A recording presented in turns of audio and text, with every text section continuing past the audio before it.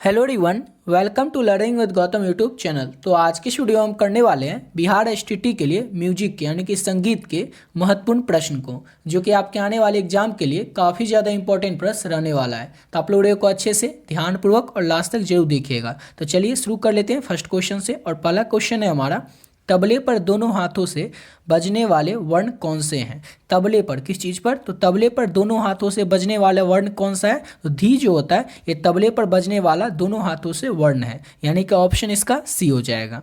Next question है, तबले की स्याही किस चीज़ से तैयार की जाती है। तबले की जो स्याही होती है वो किस चीज़ से तैयार की जाती है? लौह, चूर्ण, कोयला और पक्का चावल से तबले की जो स्याही है उसको तैयार किया जाता है, यानी कि ऑप्शन बी हो जाएगा।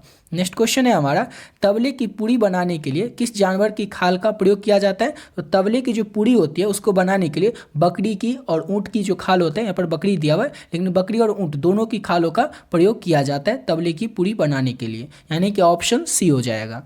अगला क्वेश्चन करते हैं और नेक्स्ट क्वेश्चन है 5 2 3 4 विभाग वाले ताल का नाम बताइए। तो ये हो जाता है धमार ताल में। धमार ताल में विभाग होते हैं 5 2 3 4, यानी कि ऑप्शन इसका सी हो जाएगा। नेक्स्ट क्वेश्चन करते हैं और अगला क्वेश्चन है 4 4 4 4 एक विभाग का नाम बताइए। तो यानी कि ये जो विभाग है ये किस में होते हैं? तो ये होता है पंजाबी में, यानी कि ऑप्शन इसका डी हो जाएगा। किस में ये विभाग होता है? तो पंजाबी में होता है। नेक्स्ट क्वेश्चन है हमारा, बसंत ताल में कितनी मात्राएं होती हैं। किस ताल में? तो बसंत ताल में कितनी मात्राएं होती है? तो 9 मात्राएं होती हैं बसंत ताल में, यानी कि ऑप्शन इसका ए हो जाएगा। याद रखिएगा आप लोग, बसंत ताल में 9 मात्राएं होती हैं। अगला क्वेश्चन है, ब्रह्म ताल में कितने विभाग होते हैं। किसमें? तो ब्रह्म ताल में कितने विभाग होते हैं? तो 14 विभाग होते हैं ब्रह्म ताल में, यानी कि ऑप्शन इसका सी हो जाएगा। याद रखिएगा, ब्रह्म ताल में 14 विभाग होते हैं, ऑप्शन सी हो जाएगा। नेक्स्ट क्वेश्चन है, रुद्र ताल में कितने विभाग होते हैं। किसमें? तो रुद्र ताल में। रुद्र ताल जो होता है इसमें कितने विभाग होते हैं? तो 11 विभाग होते हैं रुद्र ताल में, ऑप्शन डी हो जाएगा।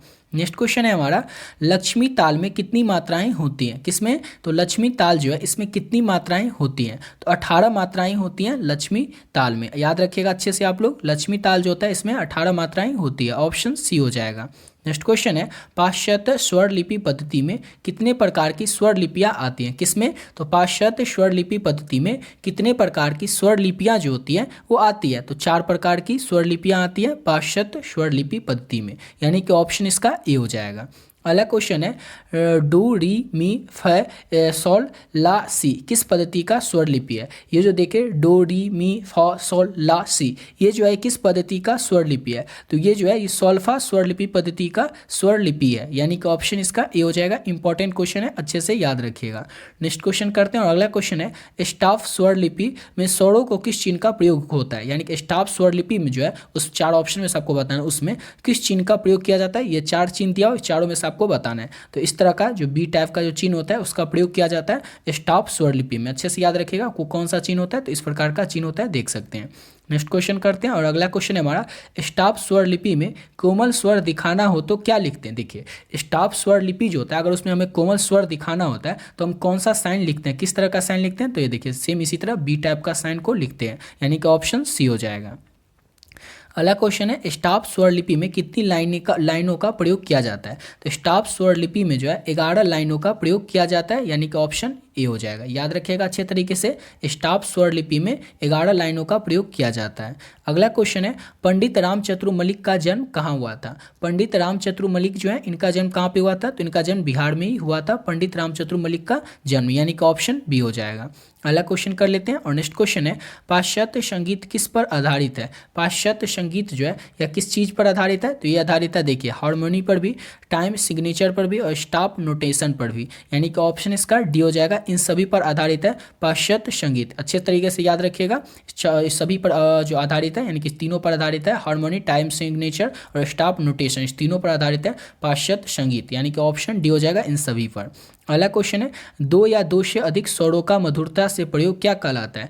2 या 2 से अधिक स्वरों का मधुरता से जो प्रयोग है वो क्या कहलाता है। तो वो कहलाता है हार्मोनी। क्या कहलाता है? तो हार्मोनी कहलाता है 2 या 2 से अधिक स्वरों का मधुरता से प्रयोग, यानी कि ऑप्शन इसका क्या हो जाएगा। तो बी हो जाएगा। अच्छे तरीके से याद रखेंगे आप लोग। नेक्स्ट क्वेश्चन करते हैं और अगला क्वेश्चन है, स्वरों का क्रमिक प्रयोग को क्या कहते हैं। स्वरों के क्रमिक प्रयोग को क्या कहते हैं। तो उसे हम लोग मेलाडी कहते हैं। क्या कहते हैं? तो मेलाडी कहते हैं, ऑप्शन सी हो जाएगा। स्वरों का क्रमिक प्रयोग को क्या कहते हैं। तो मेलाडी कहते हैं, ऑप्शन सी हो जाएगा। अगला क्वेश्चन है लय के अंतर्गत आरंभ बीच तथा अंत में एक सी लय का होना यति का कौन सा प्रकार है। सिंपल सा क्वेश्चन है कि लय के अंतर्गत आरंभ बीच तथा अंत में एक सी लय का होना यति का कौन सा प्रकार होता है, तो ये समा का प्रकार होता है, यानी कि ऑप्शन इसका बी हो जाएगा। नेक्स्ट क्वेश्चन करते हैं। अगला क्वेश्चन है जो यति द्रुत लय से आरंभ होकर क्रमश मध्य फिर विलंबित लय में होती है वो क्या होता है, तो वो होता है गोपुछा यति। क्या होता है, सिंपल सा क्वेश्चन है, अच्छे से समझिएगा। समझ गए ना। क्वेश्चन है कि जो यति द्रुत लय से आरंभ हो यानी कि शुरू हो और क्रमश यानी कि मध्य में फिर विलंबित लय होती है वो क्या होती है, तो वो होता है गोपुछा यति, यानी कि ऑप्शन ए हो जाएगा। नेक्स्ट क्वेश्चन है हमारा ताल की कितनी जातियां मानी गई है। ताल जो है इसकी कितनी जातियां मानी गई है, तो ताल की 5 जातियां मानी गई है, ऑप्शन ए हो जाएगा। नेक्स्ट क्वेश्चन है ताल में कितने ग्रह होते हैं। ताल में ग्रह कितने होते हैं। ताल जो होता है इसमें ग्रह कितने होते हैं, तो ताल में 14 ग्रह होते हैं। देखिए जितना क्वेश्चन आपको बता रहे हैं इस सब क्वेश्चन का अगर आप लोग पीडीएफ लेना चाहते हैं तो ऑलरेडी पिछले वीडियो में बता चुके हैं किस तरह से लेना है, और सिंपल वे में आपको बता देते हैं शॉर्ट में ये कैसे आपको लेना है। देखिए कई सारे बच्चे जो ऑलरेडी इसका पीडीएफ ले चुके हैं, जो भी इसका पीडीएफ ऑलरेडी पहले से ले चुके हैं, वीडियो को थोड़ा स्किप करके आगे से देख लीजिएगा। जो अभी तक इसका पीडीएफ नहीं लिए हैं उनको बता देते हैं किस तरह से लेना है। जैसे अगर आपका पेपर फर्स्ट की बात करें तो उसमें टोटल 14 इकाई है, पेपर सेकंड में 17 इकाई है, यानी कि जो आपका सिलेबस है उसमें आपको टोटल 14 यूनिट पढ़ना है पेपर फर्स्ट में, और पेपर सेकंड में आपको 17 यूनिट पढ़ना है। अब इसमें क्या पढ़ना है, कितना पढ़ना है, जो भी पढ़ना है वो आप लोगों को इस पीडीएफ में ऐड कर दिया, यानी कि सिलेबस वाइज आपका जैसे इकाई फर्स्ट है उसमें संगीत की उत्पत्ति के बारे में पढ़ना है, जो भी आपको पढ़ना है वो आपको इस पीडीएफ में मिल जाएगा। नेक्स्ट की बात करें तो वाद्य यंत्र उनके वादक से संबंधित 112 प्रश्न रहेगा। आपके एग्जाम में मैक्सिमम क्वेश्चन आपसे 10 पूछा जाएगा एसटीटी में, और मिनिमम क्वेश्चन आपसे 7 पूछा जाएगा वाद्य यंत्र उनके वादक से संबंधित। अगर आप लोग इस 112 क्वेश्चन को अच्छे से तैयार कर लेते हैं तो आपका जो ये पूरा 7 से क्वेश्चन पूछा जाएगा, 10 क्वेश्चन पूछा जाए, वो पूरा क्वेश्चन आपका कंप्लीट हो जाएगा इसी पीडीएफ से। नेक्स्ट की बात करें तो म्यूजिक का प्रीवियस ईयर क्वेश्चन, म्यूजिक में जितने भी क्वेश्चन चाहे वो बीपीएससी में पूछे गए चाहे वो एसटीटी में पूछे गए, सभी क्वेश्चन आपको इस पीडीएफ में मिल जाएगा, म्यूजिक का प्रीवियस ईयर क्वेश्चन वाला पीडीएफ में। नेक्स्ट की बात करें तो इसमें मिलेगा आपको म्यूजिक का 500 प्लस ऑब्जेक्टिव क्वेश्चन, यानी कि आपको 500 से भी ज़्यादा ऑब्जेक्टिव क्वेश्चन रहेगा। इसको अगर अच्छे से पूरा तैयार कर लेते हैं जितना आपको बताना है, ये 4 पीडीएफ, जैसे अगर किसी का पेपर फर्स्ट होगा तो पेपर फर्स्ट का लेंगे, और किसी का पेपर सेकंड होगा वो पेपर सेकंड का पीडीएफ लेंगे, यानी कि टोटल आपका ये होगा कितना पीडीएफ, तो टोटल आपका हो गया 4 पीडीएफ। अगर आप लोग इस चारों पीडीएफ को अच्छे से तैयार कर लेते हैं तो आपका जो पूरा सिलेबस है एसटीटी का स्टेट का वो पूरा आपका अच्छे से कंप्लीट हो जाएगा। ठीक है, और एक और चीज़ आपको बता दें, जो 9-10 से फॉर्म भरे होंगे उनका आपका पेपर फर्स्ट होगा, और जो 11-12 से फॉर्म भरे होंगे उनका पेपर 2 होगा। ठीक है, तो कंफ्यूज नहीं होगा, चाहे आपका पेपर फर्स्ट हो या सेकंड हो, आप लोग इसका पीडीएफ ले सकते हैं और बहुत ही अच्छे तरीके से अपने एग्जाम की प्रिपरेशन कर सकते हैं। लेना किस तरह से है, तो देखिए पीडीएफ का प्राइस है ओनली 30 रुपीज़, और ऐसा नहीं है कि फर्स्ट पीडीएफ यानी पहले पीडीएफ दूसरे पीडीएफ हर एक पीडीएफ का 30-30 अलग है, नहीं, ये जो चारों पीडीएफ देख रहे हैं चारों पीडीएफ का जो प्राइस है वो ओनली 30 रुपीज़ है। इतना कम इसीलिए रखें ताकि हर एक बच्चा जो इस पीडीएफ को अफोर्ड कर पाएगा, ले पाएगा। समझ गए। तो लेना किस तरह से, तो ये देखिए नंबर है 7903820891। इस नंबर को जैसे आप लोग फोन पे, गूगल पे या पेटीएम किसी में डालिएगा तो नाम आ जाएगा गौतम कुमार। उसमें आपको क्या करना है 30 रुपीज़ यानी कि 30 रुपये पे करके इसका स्क्रीनशॉट लेकर के, जो 30 रुपये पे कीजिएगा इसका स्क्रीनशॉट लेकर के इसी नंबर के व्हाट्सएप पे भेज देना है, और आपका पेपर फर्स्ट हो सेकंड हो जो भी हो आप लोग बता दीजिएगा, और इसका पीडीएफ ले लीजिएगा, और इस पीडीएफ को पढ़ करके आप लोग बहुत ही अच्छे तरीके से और बहुत ही कम समय में अपने एग्जाम की प्रिपरेशन कर सकते हैं। समझ गए। ऑलरेडी बहुत सारे बच्चे इस पीडीएफ को ले चुके हैं, आप लोग भी चाहें तो आप लोग भी इसको लेकर के अच्छे तरीके से अपने एग्जाम की प्रिपरेशन कर सकते हैं। ठीक है, तो बढ़ते हैं अपने अगले क्वेश्चन की ओर, और नेक्स्ट क्वेश्चन है हमारा जब गीत तथा ताल एक ही स्थान से आरंभ हो तो उसे क्या कहते हैं। सिंपल सा क्वेश्चन है, जब गीत तथा ताल जो है वो एक ही स्थान से आरंभ होगा यानी कि शुरू होगा तो उसे हम क्या कहेंगे, तो उसे हम कहेंगे समग्रह। क्या कहेंगे, तो समग्रह कहेंगे, ऑप्शन बी हो जाएगा। नेक्स्ट क्वेश्चन कर लेते हैं, और अगला क्वेश्चन है हमारा जब सम निकालने के बाद गीत शुरू हो तो उसे क्या कहते हैं। जब सम निकालने के बाद गीत शुरू हो तो उसे हम क्या कहते हैं, तो उसे हम विषय ग्रह कहते हैं। क्या कहते हैं, तो विषय ग्रह कहते हैं, ऑप्शन सी हो जाएगा। सिंपल सा क्वेश्चन है, जब सम निकालने के बाद गीत शुरू हो तो उसे क्या कहते हैं, तो विषय ग्रह कहते हैं, ऑप्शन सी हो जाएगा। नेक्स्ट क्वेश्चन है तबले के मुख कितने वर्ण माने गए हैं। तबला जो है इसके कितने मुख वर्ण माने गए, तो उसके मुख वर्ण जो है वो 10 माने गए, ऑप्शन सी हो जाएगा। तबले के मुख्य कितने वर्ण माने गए, तो 10 माने गए, ऑप्शन सी हो जाएगा। नेक्स्ट क्वेश्चन है जिन बोलों को बजाने के बाद तबला की गूंज सुनाई दे उन्हें क्या कहते हैं। जिन बोलों को जिन बोल जो होते हैं उनको बजाने के बाद तबला की जो गूंज होती है वो सुनाई देते हैं तो उसे हम क्या कहते हैं, उसे हम लोग खुले बोल कहते हैं, ऑप्शन इसका ए हो जाएगा। सिंपल सा क्वेश्चन है बट आप लोग अच्छे तरीके से इसको समझिएगा, उसके बाद एग्जाम में बनाइएगा। क्या होता है एग्जाम में आप लोग क्वेश्चन समझते हैं और जैसे ही बना देते हैं उसके बाद आपको पता चलता है इसका आंसर तो कुछ और था, इसलिए आपको हर एक क्वेश्चन को अच्छे तरीके से समझना है और एग्जाम में जाने से पहले आपको क्या करना है, प्रैक्टिस करके जाना है, यानी कि क्वेश्चन को बना के जाना है। और उसके लिए आपको बता चुके हैं, वो PDF लीजिएगा 500 प्लस उसमें ऑब्जेक्टिव क्वेश्चन है, उस सबको आप लोग अच्छे से तैयार कर लीजिएगा। समझ गए।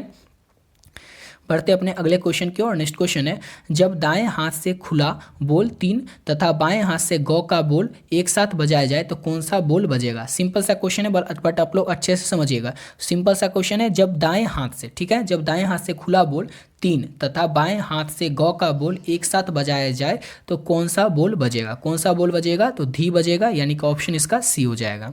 नेक्स्ट क्वेश्चन है हमारा, निम्न में से यानी कि 4 ऑप्शन में से कौन सा बोल बाएं हाथ से नहीं बजता है। 4 ऑप्शन में से आपको बताना है कि कौन सा बोल जो है वो बाएं हाथ से नहीं बजता है। तो ता बोल जो है ये बाएं हाथ से नहीं बजता है, ऑप्शन इसका बी हो जाएगा। याद रखिएगा, कौन सा बोल बाएं हाथ से नहीं बजता है, तो ता बोल, ऑप्शन बी हो जाएगा। नेक्स्ट क्वेश्चन है, 4 ऑप्शन में से आपको बताना है कि कौन सा बोल दाएं हाथ से नहीं बजता है। 4 ऑप्शन में से आप पता देखिए, ऊपर में क्वेश्चन क्या था कि कौन सा बोल जो है ये बाएं हाथ से नहीं बजता है, तो ता बोल जो है ये बाएं हाथ से नहीं बजता है, ऑप्शन बी हो जाएगा। और यहाँ पर क्वेश्चन है हमारा 29 नंबर क्वेश्चन, कौन सा बोल दाएं हाथ से नहीं बजता है। वहाँ था बाएं और यहाँ पर है दाएं, तो यहाँ पर हो जाएगा गौ बोल। गौ बोल जो है ये दाएं हाथ से नहीं बजता है, यानी कि ऑप्शन सी हो जाएगा। अगला क्वेश्चन है, एक ताल में कितनी मात्राएं होती हैं। ये तो कई बार आपको बता चुके हैं, एक ताल में कितनी मात्राएं होती हैं, तो 12 मात्राएं होती हैं, ऑप्शन बी हो जाएगा। नेक्स्ट क्वेश्चन है हमारा, आड़ा 4 ताल में कितनी मात्राएं होती हैं। किसमें, तो आड़ा 4 ताल में कितनी मात्राएं होती हैं, तो इसमें 14 मात्राएं होती हैं आड़ा 4 ताल में, ऑप्शन सी हो जाएगा। नेक्स्ट क्वेश्चन है, निम्न में से 4 ऑप्शन में से कौन सी ताल में 14 मात्रा नहीं है। 4 ऑप्शन में से आपको बताना है कौन सी ताल में 14 मात्राएं नहीं होती है, तो टप्पा ताल में जो है 14 मात्राएं नहीं होती है, ऑप्शन डी हो जाएगा। अगला क्वेश्चन कर लेते हैं। और नेक्स्ट क्वेश्चन है हमारा, निम्न में से यानी कि 4 ऑप्शन में से कौन सी ताल 6 मात्रा की है। किस ताल में 6 मात्रा होता है, तो 6 मात्रा होता है खेमटा ताल में। खेमटा ताल जो है इसमें 6 मात्रा होता है, ऑप्शन इसका ए हो जाएगा। और नेक्स्ट क्वेश्चन है, मत ताल में कितनी मात्राएं हैं। मत ताल जो है इसमें कितनी मात्राएं होती हैं, तो मत ताल में 18 मात्राएं होती हैं, ऑप्शन इसका डी हो जाएगा। इसी के साथ वीडियो पे कंप्लीट करते हैं। आशा करता हूँ आप लोग को वीडियो अच्छा लगा होगा। मिलते हैं नेक्स्ट वीडियो में नए वीडियो के साथ। और इसका रिवीजन करने के लिए इस सब का PDF आप लोग कैसे लेना ऑलरेडी ऊपर बता चुके हैं, समझ गए। और अब पिछली वीडियो में आपको ये भी बता चुके हैं कि PDF में किस तरह का क्वेश्चन रहेगा, कैसे रहेगा, दिखा भी दिए थे। उस वीडियो को भी चाहें तो आप लोग देख सकते हैं चैनल के होम पेज पर जा करके, समझ गए। इस PDF को लेकर के आप लोग अच्छे तरीके से और बहुत ही कम समय में अपने एग्जाम की प्रिपरेशन को कर सकते हैं, समझ गए। तो मिलते हैं नेक्स्ट वीडियो में नए वीडियो के साथ।